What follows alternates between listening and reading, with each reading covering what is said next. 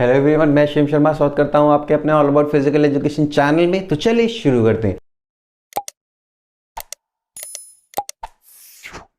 आज हम करने जा रहे हैं पार्ट 3 अपने क्लास 11th का जो रिवीजन सीरीज चल रही है। पार्ट 1 में आप सबको पता है हमने 1 से लेके 3 चैप्टर किए हैं। जो पार्ट 2 है हमारा उसमें हमने 4 से लेके 6 चैप्टर तक किए हैं, ठीक है। और आज हम करने जा रहे हैं फिर से 7, 8, 9 मीन्स ये तीनों चैप्टर इसी वीडियो में हम कवर करेंगे। और साथ ही साथ इस वीडियो में हम क्या बताएंगे आपको, मोस्ट इंपॉर्टेंट क्वेश्चन इन तीनों चैप्टर्स के, साथ ही साथ एमसीक्यू क्वेश्चंस भी होंगे इस वीडियो के एंड में। और साथ ही साथ हम कराएंगे रिवीजन, जैसे हमने पार्ट 1 पार्ट 2 में कराया था, ठीक है। जिन्होंने पार्ट 1 पार्ट 2 नहीं देख रखा है, लिंक डिस्क्रिप्शन में दे दूंगा, प्लीज वहां जाके देखिएगा। बाकी वीडियो के एंड में आपको एमसीक्यू क्वेश्चंस भी मिलेंगे और साथ ही साथ उन एमसीक्यू क्वेश्चंस की पीडीएफ भी आपको इस वीडियो को डिस्क्रिप्शन में मिल जाएगी। एक बात और बताना चाहता हूं, जिन्होंने पार्ट 1 देखा है उनको पता होगा, पर जितने भी हमारे इसमें चैप्टर हैं, हर एक चैप्टर से मैं 50 या 48 एमसीक्यू आपको देता हूं और उससे बाहर कुछ भी नहीं आता, इसकी गारंटी मैं लेता हूं। तो प्लीज एक बार उनको पढ़ लीजिएगा। मैं नहीं कहता हूं आप सबको याद करिए, पर एक बार जब हम पढ़ लेते हैं किसी चीज को तो हमारे माइंड में हल्की इमेज बन जाती है। अगर वैसा क्वेश्चन आपके एग्जाम में आ गया तो आप देख के आंसर लगा सकते हैं। ओके, तो चलिए शुरू करते हैं। वीडियो अच्छी लगे तो लाइक एंड सब्सक्राइब जरूर करेगा मेरे चैनल को। तो आज हम करने जा रहे हैं यूनिट 7, नाम क्या है, टेस्ट, मेजरमेंट एंड इवैल्यूएशन। तो ये तीनों टर्म इस चैप्टर में बहुत ही इंपॉर्टेंट है। सबसे पहला टॉपिक इसमें क्या है, टेस्ट क्या है, मेजरमेंट क्या है, इवैल्यूएशन क्या है। बिल्कुल छोटे में बता रहा हूं। टेस्ट एक हमारा वो साइंटिफिक टूल होता है जिसकी हेल्प से हम किसी भी पर्सन के अंदर का इंटरनल डाटा को पता करते हैं। एग्जांपल देता हूं, डॉक्टर के पास आप जाते हैं, डॉक्टर आपको थर्मामीटर लगाता है और वो चेक करता है कि आपके अंदर कितना बुखार है। तो वो जो थर्मामीटर है ना, वो आपका टेस्टिंग टूल हो गया, ठीक है। और जो उसमें डाटा आएगा, लाइक आपको इतनी डिग्री बुखार है, ये आता है ना, तो जो डिग्री आएगा, ठीक है, मीन्स जो आपका डाटा आ रहा है कि आपको इतनी डिग्री बुखार है, वो आपका क्या हो जाता है, वो आपका मेजरमेंट हो जाता है। तो मेजरमेंट हमारा क्या हुआ, वो वैल्यूएबल स्कोर जो हम किसी भी साइंटिफिक टूल से या बाय कंडक्टिंग एनी टेस्ट हमें मिलता है, तो वो वैल्यूएबल स्कोर या वैल्यूएबल डाटा हमारा क्या होता है, मेजरमेंट होता है। ओके, क्लियर हो गया। इसके बाद में आते हैं इवैल्यूएशन पे। तो इवैल्यूएशन आप सबको पता है, आपने अपने रिपोर्ट कार्ड देखा होगा तो उसके पीछे आपने देखा होगा ग्रेडिंग सिस्टम क्या होता है। अगर A+ ग्रेड दिया जाएगा तो किसी भी बच्चे के जो मार्क्स है वो 100 में से 90 के बीच में होने चाहिए। अगर किसी को A ग्रेड दिया जाएगा तो उसके मार्क्स आपके 80 से 85 के बीच, 90 से 85 के बीच में होने चाहिए। और किसी को अगर B+ ग्रेड दिया जाएगा तो उसके मार्क्स क्या होंगे, उसके मार्क्स होंगे 85 से लेके 75 के बीच में। मींस ये क्या है हमारा, ये हमारा जो दे रखा है ये वैल्यूएबल डाटा है, वैल्यूएबल स्कोर है, ठीक है। वो हमारा क्या होता है, आप सबको पता है, मेजरमेंट होता है। अगर हम on the basis of valuable data, valuable score categorise करते हैं पर्सन को, तो वो किसकी हेल्प से करते हैं, हम उसको हम इवैल्यूएशन बोलते हैं, इवैल्यूएशन की हेल्प से करते हैं। आई होप समझ आ गया आपको। अब इससे क्वेश्चन क्या आ सकता है, directly test, measurement and evaluation में पूछा जा सकता है 3 मार्क्स में, पर नहीं पूछा जाता, सीधा सीधा आपसे पूछा जाएगा कितने मार्क्स में, 3 मार्क्स में क्वेश्चन आएगा, एक्सप्लेन एनी 2 या फिर 3 importance of test, measurement and evaluation. इनके इंपॉर्टेंस पूछ लिए जाएंगे आपसे डायरेक्टली। आई होप कोई भी बच्चा ऐसा नहीं है जो इंपॉर्टेंस नहीं बता सकता टेस्ट का। लाइक आप बुखार नब्बाने जा रहे हैं तो आपका टेस्ट हुआ, तो उसका क्या फायदा हुआ कि आपको अपने बारे में पता लगा। अगर हम इसको स्पोर्ट्स की फील्ड से रिलेट करें तो क्या होगा, अगर हम किसी भी पर्सन का टेस्ट लेते हैं, वर्ल्ड कप से पहले सारे प्लेयर्स का फिजिकल फिटनेस टेस्ट होता है। तो क्यों होता है वो, इसलिए होता है ताकि उनकी कैपेबिलिटीज पता चल सके, उनको मोटिवेशन मिल सके। अगर वो ठीक है, वो फिट है, तो उनको मोटिवेशन मिलता है। अगर कोई प्रॉब्लम है तो उनकी बॉडी ठीक हो सके, हम उनको उस तरीके से ट्रेन कर सके कि हम एक अच्छा आउटकम निकाल सके। तो ये सारी चीजें आपको लिखनी है, ठीक है। आई होप ये क्वेश्चन क्लियर हो गया होगा। इसके बाद में 2 टॉपिक आते हैं आपके, एक आपका बॉडी मास इंडेक्स होता है और एक आपका वेस्ट हिप रेशियो होता है, ठीक है। आई होप क्लियर हो गए। इन दोनों में से आपको सीधा सीधा क्वेश्चन पूछा जा सकता है, explain the body mass index या एक्सप्लेन वेस्ट हिप रेशियो, पर ज्यादा से ज्यादा BMI ही पूछा जा सकता है। और एक ऑप्शनल क्वेश्चन भी इसमें से बनता है, याद कर लीजिए। लाइक आपको दे रखा होगा, अगर किसी भी पर्सन का BMI बिलो 18 लिखा हुआ है, ठीक है, कि like Ram BMI is below 18, ठीक है, उनकी हेल्थ कैटेगरी बताइए, तो उसमें लिखा होगा अंडरवेट, ओवरवेट, ओवेस, ये सब लिखा होगा ना। तो 18 से बिलो क्या होता है हमारा अंडरवेट कैटेगरी आता है। तो ये चीज याद रखिएगा, ऐसे क्वेश्चन बीएमआई से आ सकते हैं। अगर बाकी इसके एक्सप्लेनेशन पूछी गई तो आप सबको पता है बीएमआई का फॉर्मूला हमारा क्या होता है, वेट अपॉन हाइट। हाइट हमारी मीटर स्क्वायर होती है, ये हमारी केजीज में होती है। आई होप क्लियर हो गया। ये आप लिख सकते हैं। अब इसको लिखने का तरीका, अगर ये 3 मार्क्स में आ जाता है तो, वैसे चांसेस नहीं होते, अगर आएगा तो कैसे लिखेंगे, आप सबको मैंने बताया है कैसे लिखना होता है इन चीज़ों को। सबसे पहले आप लिखेंगे BMI, यहां लिख दिया बॉडी मास इंडेक्स।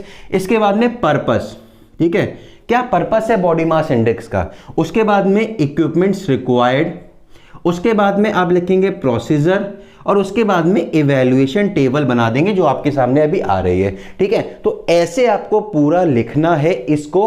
तो सच बता रहा हूं, 1 मार्क्स भी कोई काट लेना, टीचर मेरा नाम बदल देना, नहीं काट सकता, ठीक है। इसके बाद में जो आपका वेस्ट हिप रेशियो होता है वो भी आपको ऐसे ही करना है। वो भी आपको पता है उसका फॉर्मूला क्या होता है, जो हमारा वेस्ट का सरकमफेरेंस होता है डिवाइडेड बाय हिप्स का सरकमफेरेंस, ये हमारा वेस्ट हिप रेशियो का फॉर्मूला होता है। यहां पर क्या था, यहां पर वेट था, यहां पर क्या है वेस्ट, मींस आपकी जो बेली एरिया है वहां पर अगर हम सरकमफेरेंस नापते हैं, उसके बाद में हम आपके हिप्स का सरकमफेरेंस नापते हैं, उन दोनों को डिवाइड कर देंगे तो आपका वेस्ट हिप रेशियो आ जाएगा। आई होप क्लियर हो गया ये चीज, ठीक है। अब इसके बाद में आते हैं सबसे इंपॉर्टेंट, मोस्ट इंपॉर्टेंट क्वेश्चन जो इस चैप्टर से आपको आ सकता है, वो एक ही है, और वो कितने तरीके से आ सकता है ये मैं आपको बता देता हूं, ठीक है। ये देखिए, ये लिखा हुआ है explain the classification of somatotype in detail. तो बहुत ही इंपॉर्टेंट क्वेश्चन है। सोमैटोटाइप अगर आ जाता है कि एक्सप्लेन सोमैटोटाइप, तो आप क्या लिखेंगे, somatotype is a theory which is given by W.H. शेल्डॉन।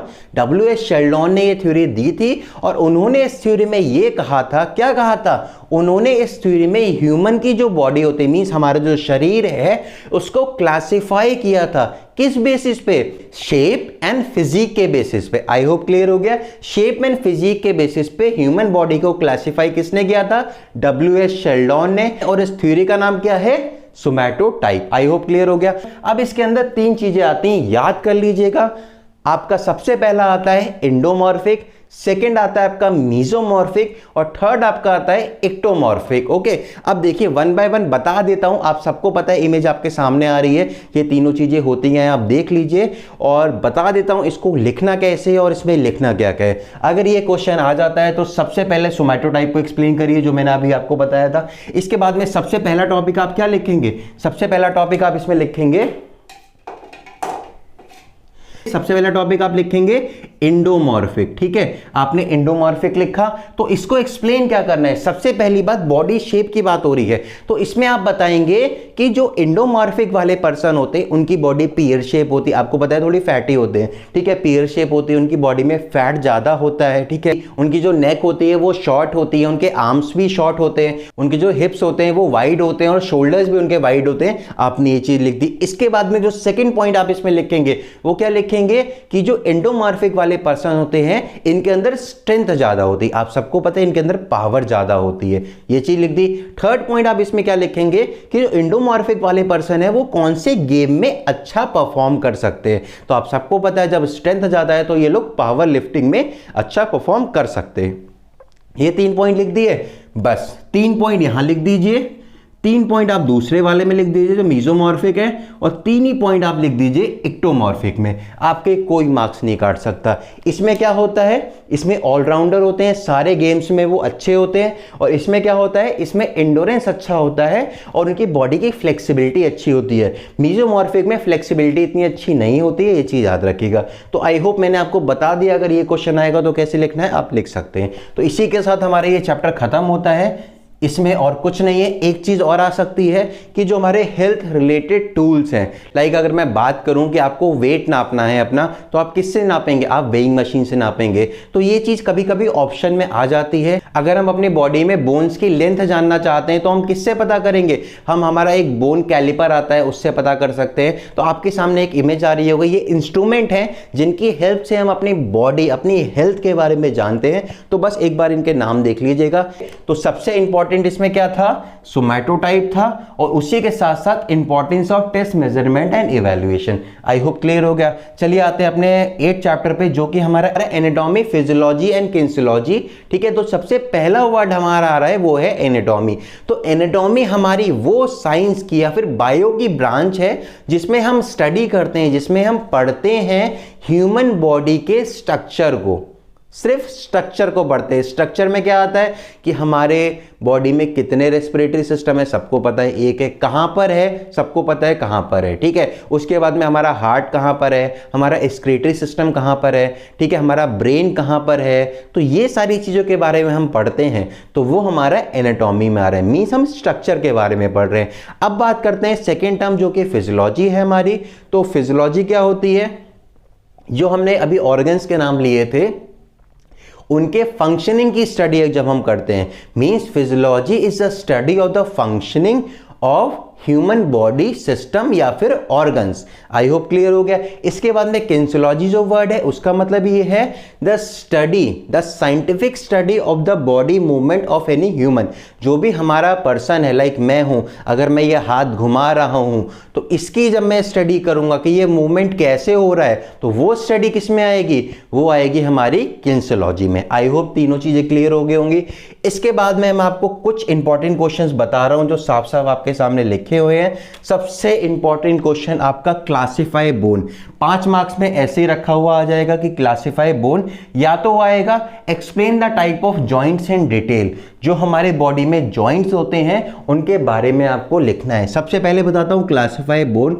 तो बोन का क्लासिफिकेशन आप सबको पता है, हमारी बॉडी में लॉन्गेस्ट बोन होती है, शॉर्टेस्ट बोन होती है, इनरेगुलर बोन्स है, हमारी फ्लैट बोन्स हैं। तो आंसर कैसे लिखना है, सबसे पहले बोन के बारे में थोड़ा सा एक्सप्लेन कर देना, उसके बाद में पहला टॉपिक यहां पर डालेंगे। आप क्या डालेंगे, आप लॉन्गेस्ट बोन डालेंगे। अब इस लॉन्गेस्ट बोन को आप थोड़ा सा एक्सप्लेन करेंगे, और इसमें एक्सप्लेन क्या क्या करना है। सबसे पहली बात, ये लॉन्गेस्ट बोन कहां पाई जाती हैं, और दूसरी बात, ये लॉन्गेस्ट बोन कौन कौन सी है हमारी बॉडी में, ये आपको लिखना है। इसके बाद में आप सेकंड लिखेंगे क्या, शॉर्टेस्ट बोन कहां पाई जाती है, और सबसे शॉर्टेस्ट बोन हमारी बॉडी में कौन सी है वो भी लिखना है। इसके बाद में फ्लैट बोन आप लिखेंगे। तो फ्लैट बोन आप सबको पता है हमारे स्कल में पाई जाती है, ठीक है, तो स्कल में पाई जाती है, और फ्लैट बोन होती क्या है ये लिखेंगे, ठीक है। इसके बाद में आप इनरेगुलर बोन्स लिखेंगे। तो इनरेगुलर बोन्स आप सबको पता है कहां पाई जाती है, हमारी वर्टेब्रल कॉलम में पाई जाती है, मीन्स हमारी जो रीढ़ की हड्डी है उसमें पाई जाती है, ठीक है। तो ये आपके क्लासिफिकेशन ऑफ बोन हो गया। 5 नंबर का क्वेश्चन है, ऐसे रखा हुआ आ सकता है। इसके बाद में टाइप्स ऑफ जॉइंट की बात करते हैं। तो सेम ऐसे ही आपको टाइप ऑफ जॉइंट्स लिखने हैं, पर यही है कि अगर आप फेवरेट जॉइंट लिख रहे हैं सबसे पहला, या फिर हम सिसोमोनियल जॉइंट लिख रहे हैं, तो वो जॉइंट पाए कहां जाते हैं हमारी बॉडी में, ये जरूर लिखिएगा, ठीक है। तो इसका आंसर भी आपके सामने आपको दिख रहा होगा, इसका आंसर भी आपको आपके सामने दिख रहा होगा, ठीक है। तो आप नोट कर सकते हैं या स्क्रीनशॉट ले सकते हैं। इसके बाद में आते हैं जो आपका 3 नंबर का क्वेश्चन एक आ जाता है, सेकेंड लिखा हुआ है, एक्सप्लेन लिखा आएगा, स्ट्रोक वॉल्यूम क्या होता है, कार्डिक आउटपुट क्या होता है, और ब्लड प्रेशर क्या होता है। ये चीजें पूछी जा सकती हैं ज्यादातर। स्ट्रोक वॉल्यूम और कार्डिक आउटपुट पूछा जाता है। तो स्ट्रोक वॉल्यूम क्या है आप सबको पता है, स्ट्रोक वॉल्यूम हमारा वो अमाउंट ऑफ ब्लड का वॉल्यूम है जो हमारा हार्ट एक बीट में पंप करता है। आई होप क्लियर हो गया। कार्डिक आउटपुट क्या है, कार्डिक आउटपुट वो अमाउंट ऑफ ब्लड है जो हमारा हार्ट 1 मिनट में पंप आउट करता है। दोनों चीजें क्लियर हो गई। और ब्लड प्रेशर आप सबको पता है सिस्टोलिक होता है, डायस्टोलिक होता है। तो इसमें क्या होता है आपने देखा होगा, जब भी आप डॉक्टर के पास जाते हैं तो 120/80 बोलते हैं, ये हमारा नॉर्मल ब्लड प्रेशर है। और ब्लड प्रेशर हमारा होता है क्या है, जो हमारा ब्लड होता है हमारी वेन्स में घूम रहा होता है, जो उसकी वॉल्स पे प्रेशर लगाता है ब्लड, तो वो हमारा ब्लड प्रेशर होता है। मीन्स वो फोर्स जो हमारा ब्लड हमारी ब्लड वेसल्स में फ्लो करते हुए उनकी वॉल्स पे लगाता है, वो हमारा ब्लड प्रेशर होता है। आई होप क्लियर हो गया।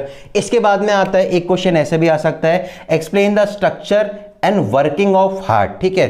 तो वर्किंग ऑफ हार्ट या फिर स्ट्रक्चर ऑफ हार्ट। आप सबको पता है हार्ट हमारे 4 चैम्बर्स में डिवाइड होता है, सबने साइंस में 8 क्लास में पढ़ा होगा। तो आपको बस इतना ही लिखना है, बिल्कुल कहानी में मत लिखिएगा, आप इसको सिर्फ पॉइंट में लिखिएगा। ज़्यादातर ये क्वेश्चन आएगा तो 5 मार्क्स में ही आएगा, पर बहुत कम चांसेस है आने के। तो आप पॉइंट्स में कैसे लिखेंगे कि हमारा हार्ट है वो हमारा कहाँ पर लोकेटेड है, मीन्स हमारी बॉडी के किस एरिया में लोकेटेड होता है, ठीक है, उसका साइज क्या होता है, आपको पता है हमारे फिश साइज का होता है हार्ट, ठीक है। उसके बाद में उसके कितने चैम्बर्स होते हैं, उसमें 4 चैम्बर्स होते हैं, आर्टरीज क्या होती हैं, वेन्स क्या होती हैं, प्योर ब्लड कहाँ रखा जाता है, इम्प्योर ब्लड कहाँ रखा जाता है, बस इतना लिख दीजिएगा, मार्क्स नहीं कटेंगे, ठीक है। इसके बाद में बहुत कम चांसेस है ये चीज आने के, पर कभी आ सकते हैं अगर किस्मत खराब रही, ठीक है। अब इसके बाद में एक क्वेश्चन और है, explain mechanism of breathing. Breathing का मैकेनिज्म बताना है। आप सबको पता है जब भी हम सांस लेते हैं तो हमारी नाक से सांस जाती है, फिर हमारे एयर पाइप में जाती है, फिर हमारे लंग्स में जाती है, यहाँ पर एलोविलीज होती है जहाँ पर प्यूरिफाई होती है एयर, ऑक्सीजन फिर यहाँ से निकल के हमारे हार्ट में जाती है ब्लड में मिक्स होने के लिए, और कार्बन डाइऑक्साइड वापस चली जाती है। तो इसी चीज़ को आपको किस में लिखना है, इंग्लिश में लिखना है। और इसमें कौन कौन से पार्ट इन्वॉल्व है, लाइक हमारा नोज है, हमारा माउथ है, हमारे लंग्स हैं, तो इन सब के बारे में आपको थोड़ा सा लिखना होगा। ये हमारा मैकेनिज्म होता है किसका, हमारे ब्रीदिंग का। और ब्रीदिंग आप सबको पता है 2 टाइप से होती है, एक होता है इंटरनल, एक होता है एक्सटर्नल। ब्रीदिंग को हम रेस्पिरेशन भी बोलते हैं, इतना याद रखिएगा। इंटरनल कैसे होता है, जो हमारी बॉडी की सेल्स होती हैं, टिश्यूज होते हैं, वो रेस्पिरेशन करते हैं। उनका रेस्पिरेशन क्या है, मींस सेल्स ने को खाना चाहिए, तो सेल्स ब्लड से खाना लेती हैं और वेस्ट आइटम उनको देती हैं, ये हमारा सेल्स का रेस्पिरेशन हो गया। अब बात करें एक्सटर्नल रेस्पिरेशन की, तो हम नोज से क्या करते हैं या माउथ से क्या करते हैं, एयर इनटेक करते हैं और एयर बाहर निकालते हैं, तो ये हमारा क्या हुआ, ये हमारा एक्सटर्नल रेस्पिरेशन हो गया। आई होप समझ आ गया होगा, ऐसे आपको इसको लिखना है। इसके बाद में एक लास्ट टॉपिक है या फिर क्वेश्चन मान लीजिए, explain centre of gravity. Easy है बिल्कुल, बस आता नहीं है, अगर आया किस्मत खराब हुई तो आ सकता है, वैसे नहीं आएगा इतना। सेंटर ऑफ ग्रेविटी कुछ नहीं होता है, कोई भी पर्सन है, लाइक मैं हूं, तो मेरा जो सेंटर ऑफ ग्रेविटी है हमारी बॉडी पे लगता है, वो हमारी बॉडी के सेंटर पे लगता है, मींस मेरे पेट में यहाँ पर हमारी सेंटर ऑफ ग्रेविटी होगी। अब मैं चाहे इधर मुड़ूं चाहे उधर मुड़ूं, कहीं भी मुड़ूं, तो वो मेरा सेंटर ऑफ ग्रेविटी का जो पॉइंट है वो चेंज होता रहता है, ठीक है। आपने देखा होगा जब भी कोई भी पर्सन पैराग्लाइडिंग करके आता है या फिर पैराशूट से उतर रहा होता है, तो वो अपने पैर ऊपर कर लेता है। क्यों करता है, क्योंकि वो अपना सेंटर ऑफ ग्रेविटी का पॉइंट मेंटेन करता है ताकि उसको चोट ना लगे। तो यही हमारा कुछ सेंटर ऑफ ग्रेविटी है। तो इतना नहीं आता है, ध्यान मत दीजिएगा, पर अगर किस्मत खराब रही तो आ सकता है। बाकी इससे बाहर आई थिंक सो कुछ नहीं आएगा।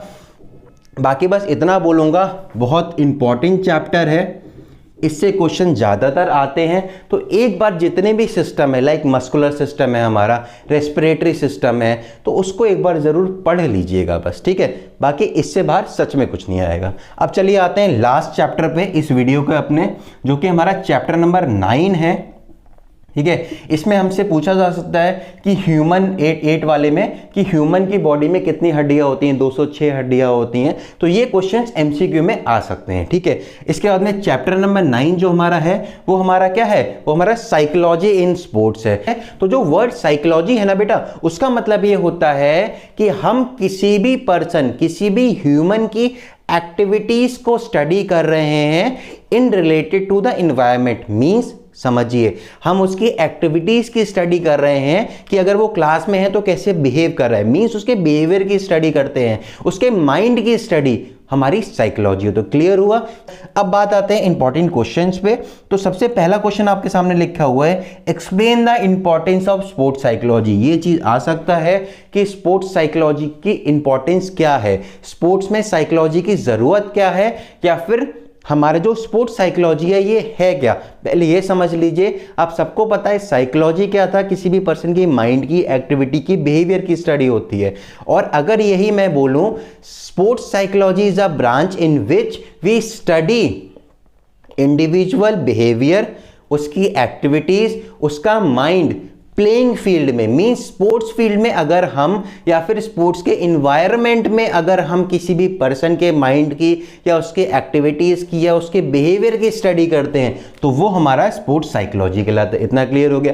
अब बात करते हैं इंपॉर्टेंस की। तो आप सबको पता है क्या इंपॉर्टेंस हो सकते हैं, उसकी परफॉर्मेंस इंक्रीज करने के लिए, उसको मोटिवेशन देने के लिए, उसको फीडबैक देने के लिए, उसका स्ट्रेस कम करने के लिए, ठीक है। तो ये सारी चीजें इंपॉर्टेंस होती हैं, आपके सामने आ रही हैं, आप देख सकते हैं। इसको लिखने का बस एक ही तरीका है, सीधा लिखिए इंपॉर्टेंस ऑफ स्पोर्ट्स साइकोलॉजी।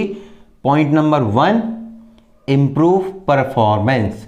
इसके बाद में by the help of sports psychology we can improve the performance of any person by studying their mind and the activities, ऐसे करके आप लिख देंगे। इसके बाद में सेकंड पॉइंट, रिमूविंग स्ट्रेस लिख देंगे।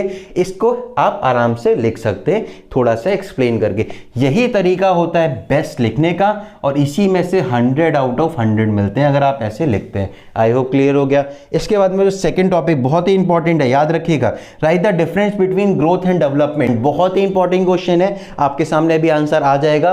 ग्रोथ का मतलब आप सबको पता है कि हमारी फिजिकल ग्रोथ हो रही है, मीन्स हमारी बॉडी का साइज बढ़ रहा है, हमारी हाइट बढ़ रही है, ठीक है, ये हमारी ग्रोथ होती है। अगर हम डेवलपमेंट की बात करें तो ये हमारा मेंटल डेवलपमेंट हो गया, मींस हमारे अंदर मैच्योरिटी आ रही है, हमारा बिहेवियर अच्छा हो रहा है, हमें पता लग रहा है कि हमें कैसे बात करनी है, ठीक है, हम मैच्योर हो रहे हैं। तो ये हमारा क्या हुआ, मेंटल डेवलपमेंट एक तरह से होता है। आई होप इसके डिफरेंस आपके सामने आ रहे हैं, आप देख सकते हैं कि आइडिया लग चुका है कि दोनों में एक डिफरेंस क्या है, आप लिख भी सकते हैं, ठीक है। और इसको लिखने का सबसे सिंपल तरीका यही है कि आप एक साइड में ग्रोथ लिखिए, इधर डेवलपमेंट लिखिए, बीच में लाइन खींचिए, यहां पर यहां पर यहां पर यहां पर ऐसे लिख दीजिए। 3 मार्क्स का है तो 3 डिफरेंस लिख दीजिए, 5 मार्क्स का है तो 5 डिफरेंस लिख दीजिए। पर ये 5 मार्क्स का नहीं आएगा, ये क्वेश्चन आपको हमेशा 3 मार्क्स में मिलेगा, ठीक है। इसके बाद में आते हैं एक और बहुत ही इंपॉर्टेंट क्वेश्चन है ये भी, right the development characteristic in different stages of development. तो आप सबको पता है, आई थिंक 5 होती हैं। पहला हमारा हो गया प्री नेचुरल स्टेज, मीन जब बच्चा माँ के पेट में होता है, जो 9 मंथ का पीरियड होता है वो हमारा प्री नेचुरल स्टेज होता है, ठीक है। और इसके बाद में हमारा क्या है, इन्फेंशरी स्टेज होता है, जिसको हम बेबीहुड स्टेज भी बोलते हैं। याद रखिएगा, कभी इन्फेंशरी स्टेज से आ सकता है नाम से या कभी बेबीहुड नाम से आ सकता है। तो बेबीहुड स्टेज की जो ड्यूरेशन है वो कितनी है, by birth to 2 years, mean जब से जन्म लिया तब से 2 साल तक। इसके बाद में हमारा अर्ली चाइल्डहुड आता है, उसके बाद में हमारा लेटरल चाइल्डहुड आता है, फिर हमारा एडोलेसेंस आता है। ये आपके कितने हो गए, 5 हो गए। तो ये आपके 5 स्टेजेस हैं for the development of any child. ये क्वेश्चन रखा हुआ आपको 5 मार्क्स में आएगा। क्लियर है, लिख लो मेरी बात, ये क्वेश्चन आएगा ही आएगा 5 मार्क्स में। इसको एक्सप्लेन कैसे करना है ये मैं बता दे रहा हूं। अब देखिए, जो हमारा एडोलेसेंस वाला बता रहा हूं, तो अगर एडोलेसेंस आप एक्सप्लेन करेंगे तो उसमें 3 चीजें लिखेंगे। सबसे पहली बात, बच्चे की रिक्वायरमेंट क्या है एडोलेसेंस स्टेज पे।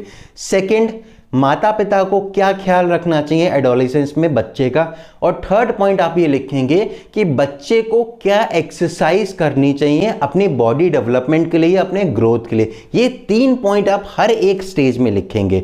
I hope I am clear. ये क्लियर हो गया आपको कैसे लिखना है, ऐसे ही लिखिएगा, फुल मार्क्स आएंगे। इसके बाद में इस वीडियो का लास्ट क्वेश्चन है, जो कि एग्जाम में हमेशा देखा ही जाता है, ज़्यादातर 3 मार्क्स में देखा जाता है, या फिर ये क्वेश्चन आपका 5 मार्क्स में आएगा। अगर ये नहीं आएगा तो ये आएगा, पर इसमें आपका एक प्रॉब्लम्स को मैनेज करने का आ जाएगा, ठीक है।